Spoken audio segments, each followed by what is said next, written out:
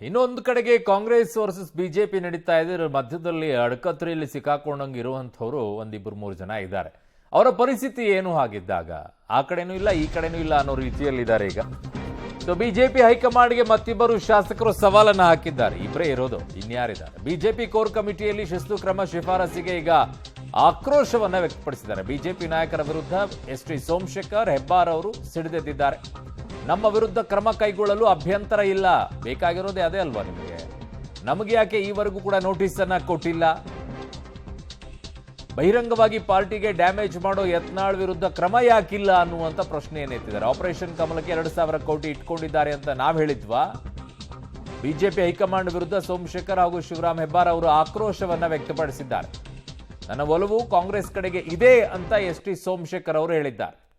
ಅಂದ್ರೆ ಕ್ರಮ ತಗೊಳ್ಳಿ ನನ್ನ ಮೇಲೆ ಅಂತೇಳಿ. ಅವಾಗ ಇಂಡಿಪೆಂಡೆಂಟ್ ಆಗ್ತಾರೆ ಅವರು, ಅವಾಗ ಈಸಿಯಾಗಿ ಪಾರ್ಟಿಗೆ ಸೇರ್ಕೋಬಹುದು ಕಾಂಗ್ರೆಸ್ ಜೊತೆಗೆ ಅಂತೇಳಿ.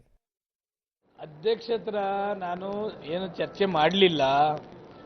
ಅಧ್ಯಕ್ಷರಿಗೆ ಹೇಳ್ತಾ ಇದ್ದೆ, ಯಾರು ನಿಮ್ಮ ಮುಂದೆ ಮಾತನಾಡ್ತಾರೆ, ಹಿಂದೆ ಹೈಕಮಾಂಡಲ್ಲಿ ಲೆಟರ್ ಬರೀತಾರೆ, ಪ್ರೆಸ್ನವ್ರಿಗೆ ಹೋಗಿ ಒಂದು ಹೇಳ್ತಾರೆ.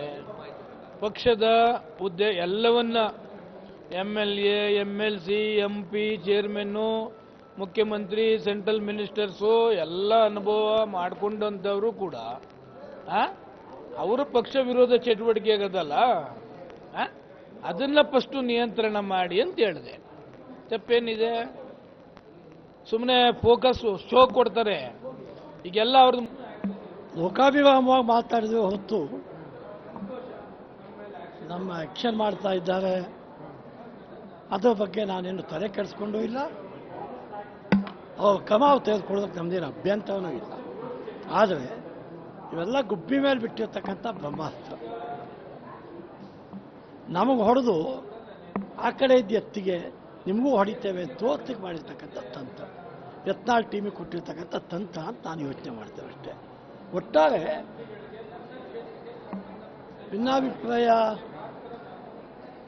ಯಾವ್ಯಾವ ಕೆಲಸಕ್ಕೆ ಯಾವ್ಯಾವ ಕಾರಣಕ್ಕಾಗಿ ಈ ನಿರ್ಣಯ ತೆಗೆದುಕೊಳ್ತಾ ಇದ್ದಾರೆ ಅವರೇ ಯೋಚನೆ ಮಾಡಿ ಆ ನಿರ್ಣಯ ತಗೋಬೇಕು. ನಾವೇನಂತ ಭಿನ್ನಾಭಿಪ್ರಾಯ ಕೆಲಸ ಏನು ಮಾಡಿಲ್ಲ. ಉದಾಹರಣೆಗೆ ಅವ್ರ ಸ್ನೇಹಿತರು ಏನು ಮಾಡ್ತಾ ಇದ್ದೇವೆ ಕಳೆದ 6 ತಿಂಗಳಿಂದ ಮನಸ್ಸಿಗೆ ಬಂದಂಥ ಮಾತನ್ನು ಯಾವ್ಯಾವ ಬಗ್ಗೆ ಮಾತಾಡ್ತಾ ಇದ್ದಾರೆ.